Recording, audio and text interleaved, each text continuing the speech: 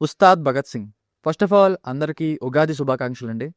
ఇక 2 hours 32 minutes run టైమ్‌తో థియేటర్స్‌లో అసలు రిలీజ్ అవుతున్నది పవర్ స్టార్ పవన్ కళ్యాణ్ గారి సినిమాయేనా అని డౌట్ తెప్పించేంత లో బజ్‌తో 'హరీష్ శంకర్' గారి ప్రీవియస్ ఫిల్మ్ అయిన 'మిస్టర్ బచ్చన్' డిజాస్టర్ అవ్వడంతో ఇక జీరో హైప్‌తో రిలీజ్ అయింది సినిమా ఈ 'ఉస్తాద్ భగత్ సింగ్' అనే మూవీ. ఇక నెట్‌ఫ్లిక్స్ స్ట్రీమింగ్ పార్ట్నర్ అని వచ్చింది. ఎక్కడ ఫ్యాన్ కింద కూర్చున్నా సరే తగ్గనంత చెమటలు పట్టేలా ఉంటుందేమో. ఎక్కడ కల్ట్ కెప్టెన్ 'హరీష్ శంకర్' గారి 'మిస్టర్ బచ్చన్' మూవీ కంటే ఇది ఇంకా రాడ్ అయిపోద్దేమో, కుదిపి కుమ్మేసి మెలేసి మడతేసేస్తుందేమో అని భయపడుతూనే లో ఎక్స్పెక్టేషన్స్ కాదు, జీరో ఎక్స్పెక్టేషన్స్‌తో వెళ్ళా. ఇన్‌ఫాక్ట్ అవుట్‌డేటెడ్ ట్రైలర్ కట్ చూసి మా ఫ్రెండ్స్‌లో ఫ్యాన్స్ కూడా టికెట్స్ బుక్ చేసుకోకపోవడం చూసి ఇంకా ఉన్న ఇంట్రెస్ట్ కూడా పోయింది. సో, అలాంటి సిచ్యువేషన్‌లో వెళ్ళా నేను. ఇక మూవీ చూసిన తర్వాత నాకైతే నేను ఎప్పట్లోనే చెప్తా, కానీ ఫ్యాన్స్‌ని అడుగుతున్నా, మీ గుండెల మీద చేసుకొని చెప్పండి. మీకు నిజంగా ఈ సినిమా మీద నమ్మకం ఉందా? మీకెలా అనిపించిందో కమెంట్స్‌లో చెప్పండి. ఇప్పుడు నాకెలా అనిపించిందంటే, first half is okay. Hero entrance, ఆ తర్వాత పవన్ కళ్యాణ్ గారి వేరే హీరోల సాంగ్స్‌కి డాన్స్ వేయడం, ఎలివేషన్స్, కాలర్ ఎత్తరా సాంగు, ఇలా కొన్ని ఆస్పెక్ట్స్ వలన ఎలాగో ఎక్స్‌పెక్టేషన్స్ లేవు కాబట్టి ఓకే అనే ఫీల్స్ ఫస్ట్ హాఫ్ వరకు. ఇక సెకండ్ హాఫ్‌నే 'తొలి ప్రేమలోని' సాంగు ఎస్‌పి బాలసుబ్రహ్మణ్యం గారు పాడిన 'ఈ మనసే' సాంగ్ పెద్ద రిలీఫ్ వినడానికి థియేటర్‌లో. అండ్ థియేటర్‌లో వింటుంటే అనిపించింది ఆ సాంగ్. ఇంకా 'దేఖ్ లెంగే సాలా' సాంగ్ పిక్చరైజేషన్ చాలా బాగుంది. ఇక మిగతా సెకండ్ హాఫ్ పవన్ కళ్యాణ్ గారి పర్ఫార్మెన్స్ తప్ప మిగతాదంతా రొటీన్ అండ్ అవుట్‌డేటెడ్ ఫీల్స్. తిప్పి తిప్పి అదే థియరీ స్టోరీకే కొన్ని చేంజెస్‌ని చేసి అటు ఇటుగా మార్చి స్క్రీన్ ప్లేని అటు ఇటు చేసి తీశారు. శ్రీలీల గారు ఉండేది కూడా ఈ సెకండ్ హాఫ్ నుండే. సో, స్టోరీ పర్స్పెక్టివ్‌లో సరికొత్త సినిమా కోరుకుంటే డిసప్పాయింట్ అయితే డెఫినెట్‌గా అవుతారు. ఏదో అక్కడక్కడ పర్వాలేదు అనుకుంటే స్టార్ హీరో ఫిల్మ్ కాబట్టి పర్లేదు అనే ఫీల్స్ ఉంటాయి. కాకపోతే మరీ ఫ్యాన్స్ కోసమే తీసినట్టు ఉంటుంది. 'ఓజీ' కూడా అంతే, కానీ అది వేరే లెవెల్ ఎలివేషన్స్, మ్యూజిక్, టైమింగ్ అన్నీ కరెక్ట్‌గా ఉంటాయి. కానీ ఇక్కడ మరీ అవుట్‌డేటెడ్ స్టోరీ. అంటే ఎన్నో సార్లు చూసేసిన స్టోరీ. అంటే స్టోరీయే లేదు అంటే లేదు అని చెప్పొచ్చు. కానీ ఉన్న స్టోరీనే, అరిగిపోయిన స్టోరీని మళ్ళీ మళ్ళీ తీస్తే మరి రొటీన్ స్టోరీ అనే కదా చెప్పాలి. 'తేరి' అదే తెలుగులో 'పోలీసోడు' రీమేక్ కాదు అని అన్నారు కదా చాలా సార్లు, ఎన్నో ఏళ్లుగా. కానీ కొంచెం దాన్నే అటు ఇటు చేసి, అంటే 'తేరి' ఫస్ట్ హాఫ్‌ని సెకండ్ హాఫ్ చేసి వేరే విధంగా అదే తీశారు. కావాలంటే చెక్ చేసుకోండి. మీరు సెకండ్ హాఫ్ చూసిన తర్వాత అందులో కొన్ని సీన్స్ 'తేరి', 'పోలీసోడు' మూవీని గుర్తు చేయకపోతే నన్ను అడగండి. సో, స్టోరీ వైస్ ఎటువంటి ఫ్రెష్‌నెస్ ఉండదు. ఎన్నెన్నో సినిమాల్లో ఎన్నెన్నో సార్లు చూసేసిన అదే స్టోరీనే, అవే సీన్లు. బాగా హెల్ప్ అయిందైతే రైట్ టైంలో పడిన తమన్ గారి బీజీఎం ఎంతో కొంత ఎలివేట్ చేసింది. చాలా ప్లేసెస్‌లో ఇన్‌ఫాక్ట్ మూవీని సేవ్ చేసింది. మధ్యలో 'డాకు మహారాజ్', 'భీమ్లా నాయక్' ఇంకా తమన్ గారు కొట్టిన చాలా మూవీస్ ఏదో రెడీమేడ్ ట్యూన్స్‌లో కొట్టేశారు తెలిసిపోతుంది. కానీ హెల్ప్ అయితే అయింది. అయితే ఒకటి, పవన్ కళ్యాణ్ గారి లుక్స్, పర్ఫార్మెన్స్ ఈ 2 బాగున్నాయి. స్టైలిష్‌గా, స్మార్ట్‌గా చూపించడంలో 'హరీష్ శంకర్' గారు సక్సెస్ అయ్యారనే చెప్పాలి. స్టోరీ మంచిగా సెలెక్ట్ చేసుకుంటే ఈయన బానే తీస్తారేమో అనిపించింది. కానీ స్టోరీదేముందిలే, బిజినెస్సే కాదు ఇంపార్టెంట్ అని లైట్ తీసుకున్నట్టు క్లియర్‌గా తెలుస్తుంది. ఆడియన్స్‌ని ఎప్పుడూ గ్రాంటెడ్‌గా తీసుకోకూడదు. ఎంతో కొంత ఇప్పుడు తమ స్టార్ హీరో ఫిల్మ్ వస్తుంది కాబట్టి కొంచెం హిట్ అవ్వాలనే కదా ప్రతి ఫ్యాన్ కూడా కోరుకునేది. ఇక ఫ్యామిలీతో చూడొచ్చా అంటే ఈ మూవీని, స్టార్టింగ్‌లో సీఎం కొడుకు పక్కన బికినీ వేసుకుని ఇద్దరు అమ్మాయిలు కలిసి నడుస్తుంటారు.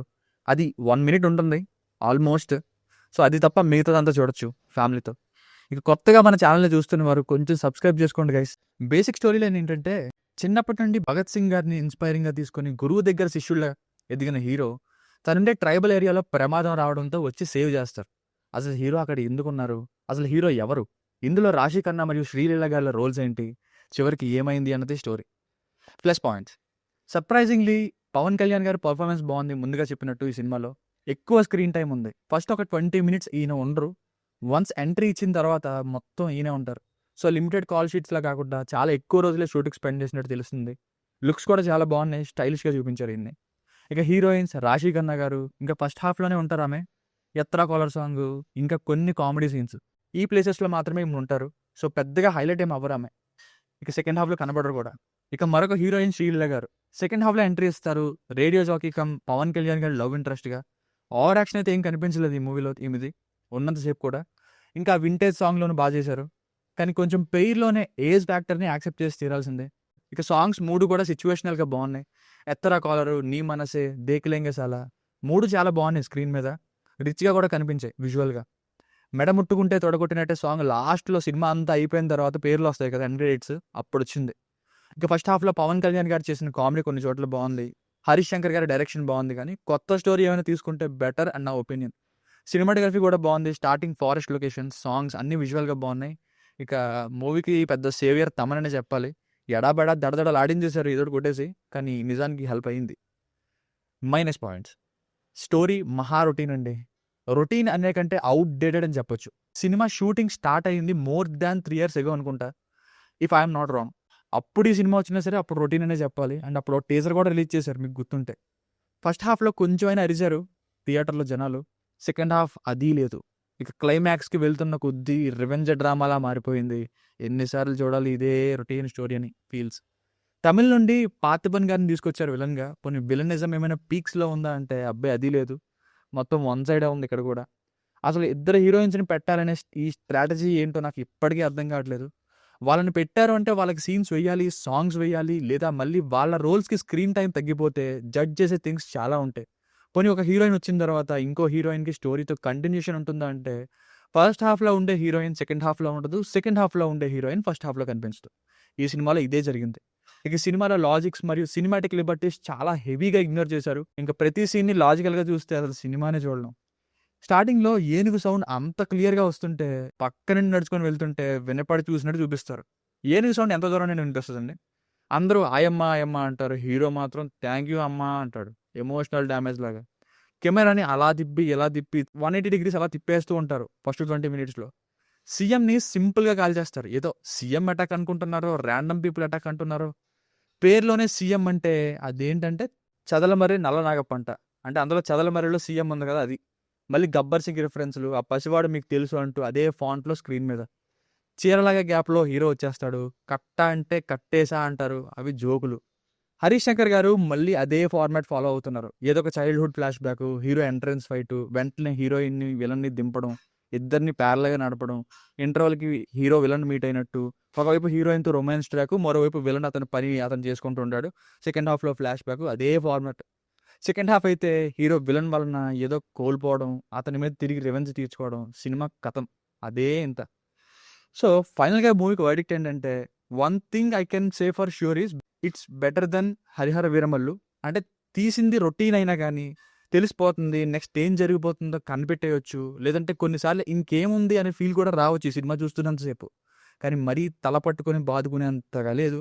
అలా అని టూ ఎంగేజింగ్‌గా కూడా లేదు. బిలో యావరేజ్ అనొచ్చు. అది కూడా hero performance, one man show అనేలా అనమాట. సో, ఫ్యాన్స్ వరకు ఏదో కొంచెం సాటిస్ఫై అవుతారు.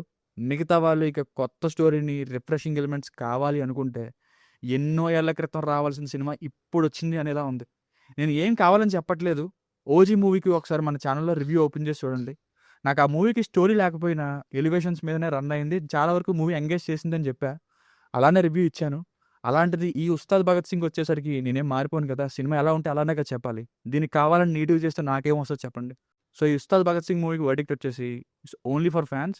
And okayish first half followed by below average second half. దీనికి రేటింగ్ వచ్చేసి నా ఒపీనియన్ 2.5/5. మీకు కనుక నా వర్క్ నచ్చినట్లయితే ఇలాంటి మరిన్ని రివ్యూస్ కోసం మన ఛానల్‌ని తప్పకుండా సబ్స్క్రైబ్ చేసుకోండి. నచ్చితేనే సబ్స్క్రైబ్ చేసుకోండి. Thank you. మళ్ళీ మరొక వీడియోతో కలుద్దాం.